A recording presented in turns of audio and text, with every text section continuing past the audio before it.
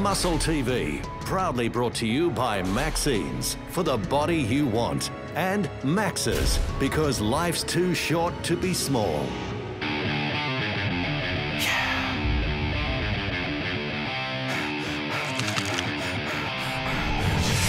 There's no cure for this one! There's no cure for this one! There's no cure for this one! There's no cure for this one! This one! This one! This one! There's no cure for this one! Hello everyone, I'm Tony Doherty and welcome to MuscleTV. We've got another huge episode in store for you tonight, folks, as Pete and I are back in the kitchen to talk about a very important but often underrated part of your nutritional plan, and I'll be taking you through a grueling workout that needs hardly any space and practically no equipment to get the job done.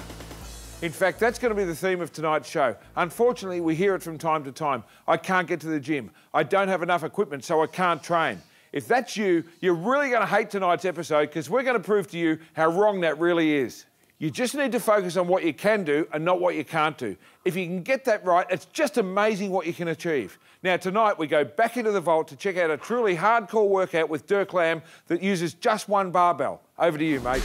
Today we're going to do a workout which I refer to as a single barbell workout. Basically, we load up the barbell, an Olympic bar, on both sides with an appropriate weight. We're going to create a really hard but interesting circuit.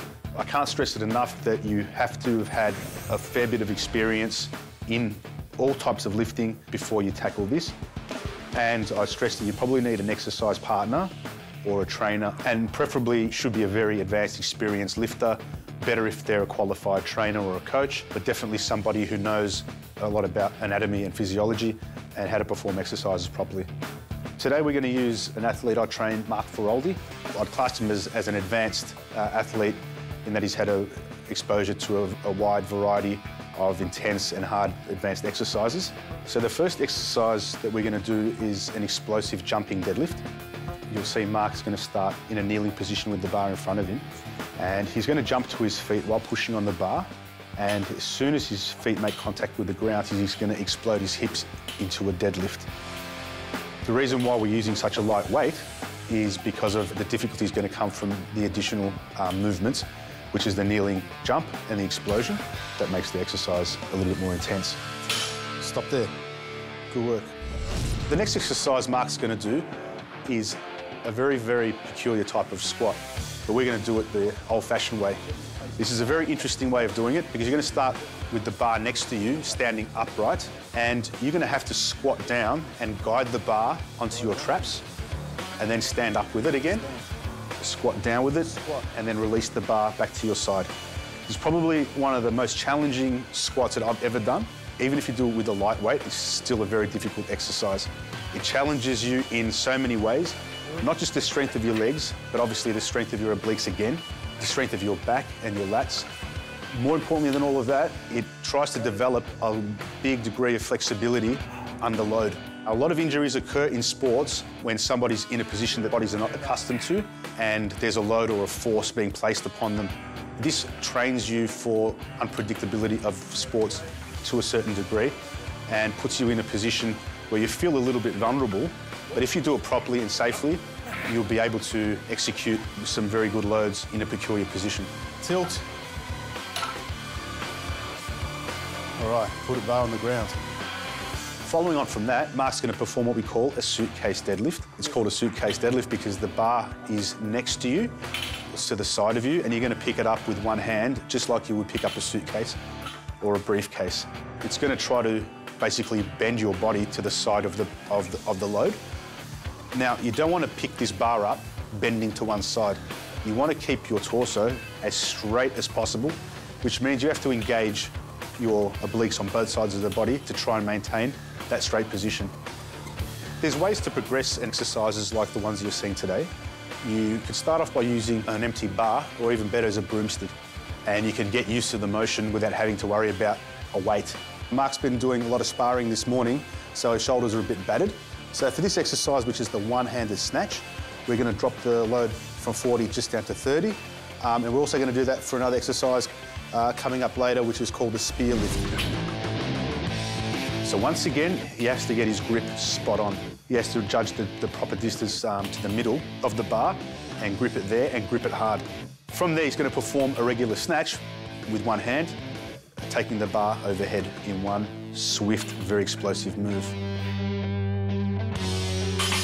And 5. Good work. How's your shoulders? Fatigue now. Following that, Mark's going to perform what we call the barbell rollout, where we're going to roll the bar out, but then we're going to stop one hand from moving, and we're going to roll the barbell out in a kind of semicircle fashion. It starts off with developing the strength and conditioning in the abdominals, but when we stop it with one hand and we roll it out into an arc or a semicircle, it starts to take on a different nature and starts to work the obliques as well. Okay, so it's not a one-dimensional exercise. There's a little bit of movement going forward and to the side. And when we return it, we start again and move to the other side in the same way. The next one Mark will do is called a spear press, and it's basically a one-arm shoulder press with the bar starting out in front of you.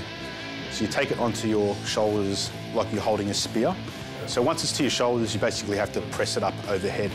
The challenge is with this is like the snatch and like the one-handed deadlift, is that if the bar is not 100% in the right position, the bar's going to tilt and you won't be able to perform the motion properly.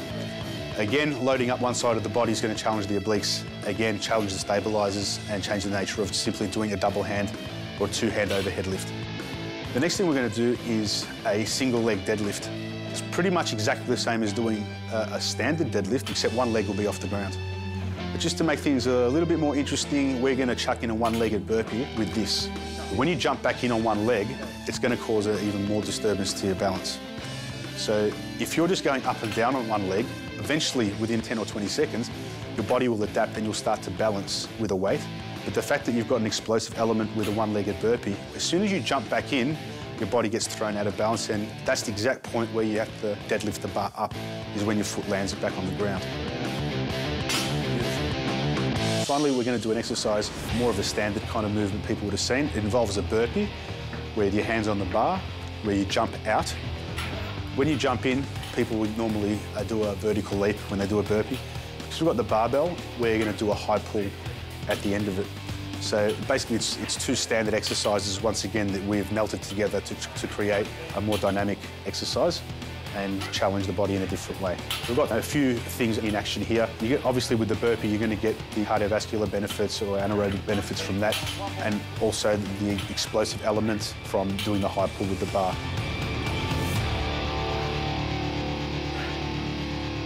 You all right, bud? You're a killer, man. Good work. Thanks, heaps, mate.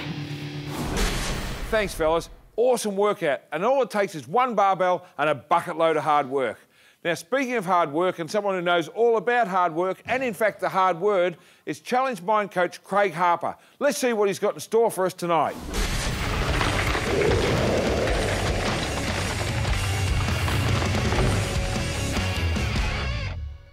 One of the interesting conversations I've had with many people over the years is the "it's not the right time for me" conversation. And so funny how many people will rationalise, justify and explain not doing it right now because it's, you know, it's my ankle's sore, or I'm very busy, or the kids are on holidays. You know, everyone watching this is busy. We've all got stuff that we could quite easily justify and rationalise putting this on hold for a while until it's a bit better timing.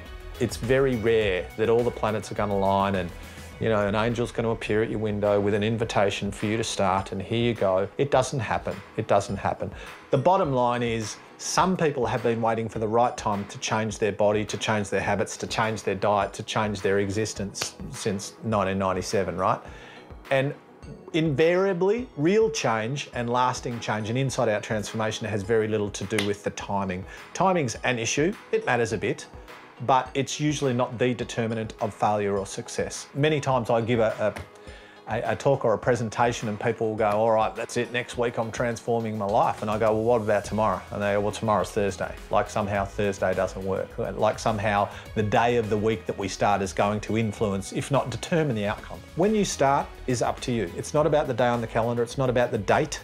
It's about your willingness to go, right, well, today's the day. Recognise that There will be times when it isn't great timing, but it's necessary nonetheless. Sometimes it'll be a piece of cake, metaphorically, but sometimes it will be a pain in the bum. And it might, for some of you, it might be following this actual little bit of video that you go, you know what, I've been waiting to do that thing. Maybe you don't wait. Maybe you go, it's now. It's not convenient, it's not what I planned, it's not what I wanted, but it's what's necessary. You know, and doing the necessary thing, not the easy thing, is the thing that changes us.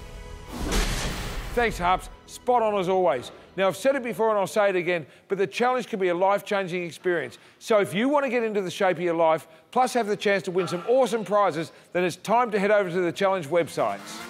Registrations are open right now, folks, and will be open until Monday, the 28th of July, when the challenge officially begins. You get absolutely everything you need in the way of training and nutritional plans, plus it's completely free to join. So make sure you head over to the challenge websites, maxchallenge.com.au for men and maxineschallenge.com.au for women, and make sure you get on board before it's too late. You won't regret it. Okay, we're just getting started on this massive episode of Muscle TV, so don't go anywhere. We'll be right back with more after this short break. There's no cure for this! Why?